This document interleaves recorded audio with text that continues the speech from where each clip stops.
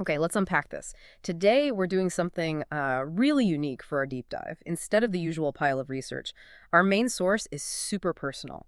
It's a blog post called 2025 Week 37, a recovery chronicle, just published today, September 14th.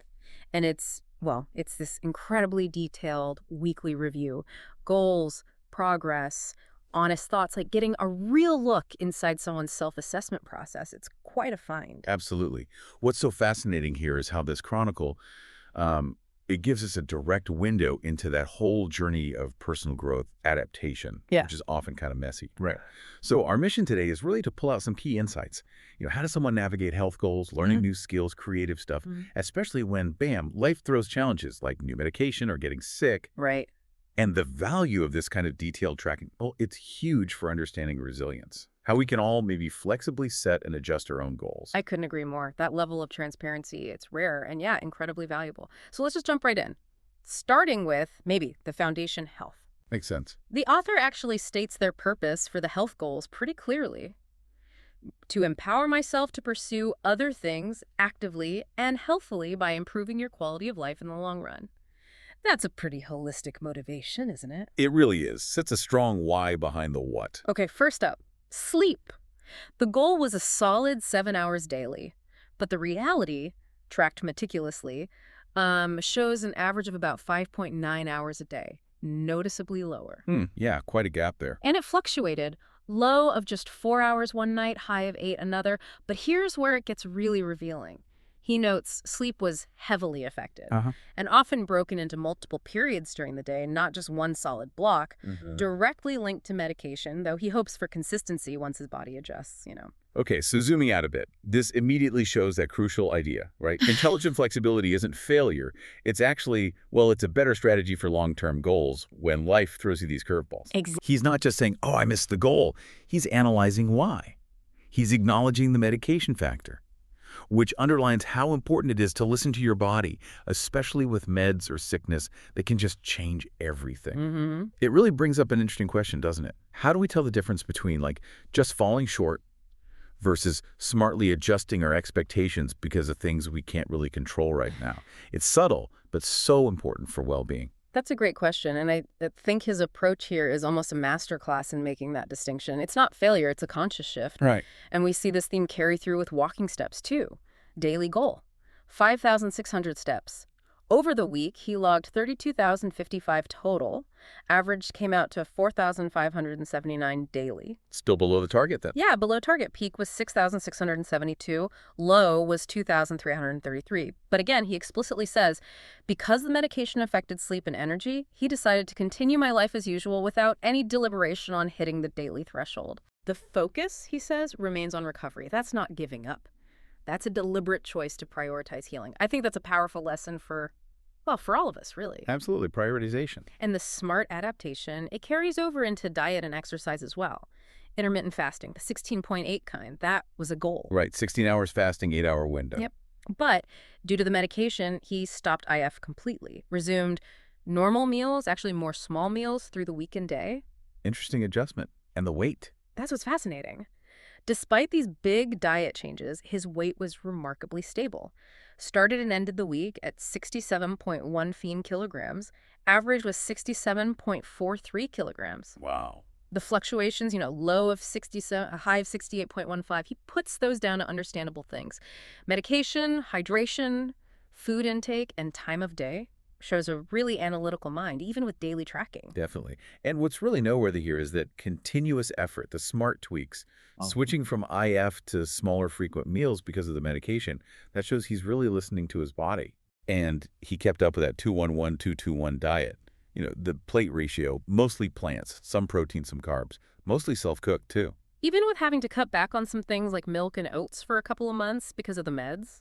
Exactly. It's not just about rigidly sticking to a plan. It's about being flexible within that healthy framework. And the workout goal, a 6-minute or 7-minute workout, even with medication, he managed almost daily push-ups, but not the regular kind. Right, the wall push-ups. Yeah, the type against the wall which he says is so simple that you've no excuses not to do it. It's such a great example of finding that simplest, most accessible version of something just to stay consistent. What kind of small, adaptable actions like that have you seen work when bigger goals feel just out of reach? Oh, that wall push-up detail, it really stands out, doesn't it? No excuses. It's like finding a little life hack to stay consistent when everything else feels hard. So, okay, beyond the physical, what about mental well-being Mm, and yeah. learning? Let's shift to meditation. He practices a progression of 3 steps of sitting meditation, usually just for about a minute. Short and consistent. Yeah. And walking meditation, too, 1 to 5 minutes, though he says not as often as I like, because some days he was mostly bedridden. But what's really insightful is the practice of mentally noting your thoughts, emotions, and feelings. Described as stoic as usual, even when feeling drowsy from lack of sleep and meds. That shows real commitment. It really does. If you Yeah. think about the bigger picture, that consistent, even brief meditation and mental noting, Mm-hmm. it suggests this steady effort to, exercise your mind, even when physically struggling. Mm-hmm. It's a testament to building habits, right? Yeah. Where even a minute counts towards self-awareness, towards resilience, no matter what else is going on. Maintaining that inner connection. Powerful stuff when everything else feels up in the air. Incredible dedication, yeah. Yeah. Now, shifting from that internal focus to more practical skills, cooking is on the list. The purpose is clear. Take control of our consumption and manage it ourselves, and learn new skill. Progress includes getting faster at prepping vegetables, like for miso soup with lots of veggies, protein tofu, mixed with noodles or rice. Sounds healthy and efficient. Yeah, and learning different egg recipes, still doing hard-boiled eggs, but cut back to 1 a day, just building those foundational cooking skills. Practical. And hand in hand with that self-sufficiency idea is decluttering, purpose, to adopt a minimalist lifestyle. Right. Progress here includes this really simple but effective habit. On the way to the kitchen, clear 1 item, just 1 thing, plus regular trash emptying. Love that one item habit. So mandatory. That's it, genius. He admits minor or little progress on the workspace clutter, but says he's started to clear small items here and there. Some paperwork is left for later. Well, what's fascinating here is the why behind cooking and decluttering. It's not just chores. It's about control, self-sufficiency, building that minimalist life deliberately. Intentionality. Exactly. Even minor progress on the workspace is still progress. It shows how those small, consistent actions built into the day, they really add up. Which makes you wonder, how do these seemingly tiny daily habits contribute to a bigger life philosophy? It's the cumulative effect, shaping your environment consciously. Absolutely. Small steps, big changes over time. So while managing his physical space, he's also managing his intellectual intake through reading. Okay, reading. Goal, to improve my writing, consume wisely, and boost my mental health. Interestingly, he notes nothing yet on a specific health guide, something about managing hypertension, blood sugar, cholesterol. Very practical topic, but not yet.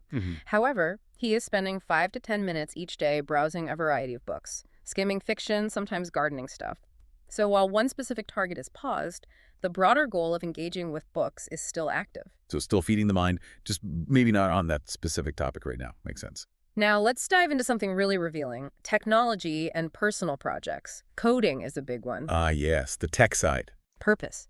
To enjoy building stuff, learn, and contribute back to the Floss communities.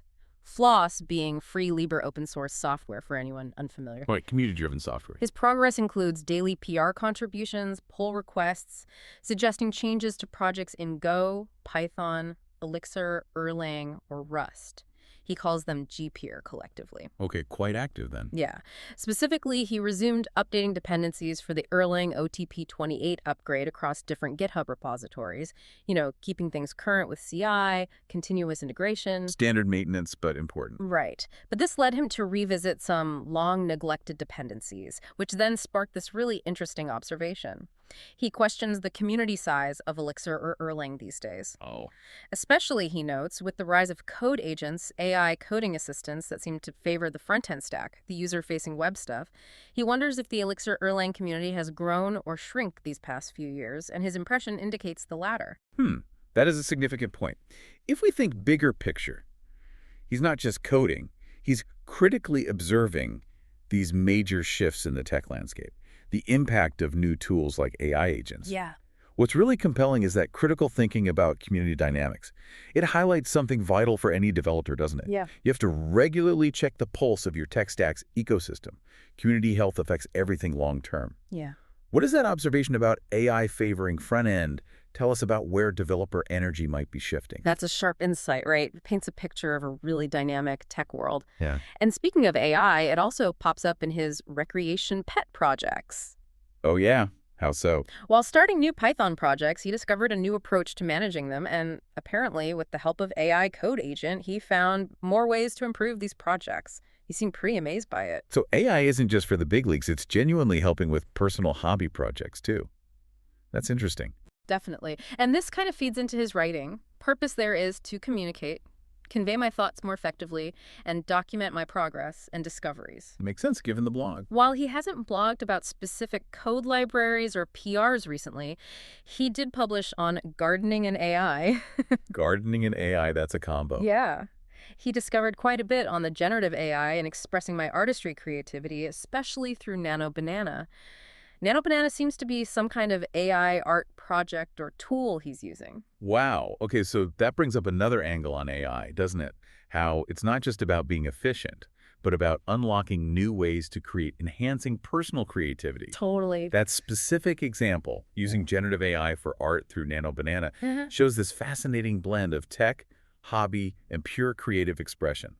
It's like personal exploration is evolving with these new tools, finding new ways to express yourself. Absolutely. Expanding the creative toolkit. Yeah. Okay, finally, let's look at how he connects with nature and memory. First, fish keeping. Okay. Purpose: to experience the joy of fish keeping and breeding. But progress: still nothing on this yet. For setting up a specific rack or finding species for outdoor containers. Seems like this one's on hold. Consciously pause, perhaps. Seems like it. But then, in stark contrast, gardening. Very active. Purpose: to improve your health, connect with nature, and learn a new skill. And the progress there. He's started quite a few seed germination projects, noticed a higher germination rate from certain vendors. He even wonders if the monsoon starting increasing humidity might be helping somehow. Ah, connecting it to the environment. Nice observation. Yeah. Plus, he set up 4 new different workspaces for gardening, moving things around, still thinking about building a rack, but lots of activity. Definitely sounds engaged there. And lastly, photography. Purpose: to capture memories and explore your creativity through stories. Progress: again, still nothing on this yet, regarding finding a macro lens for his phone.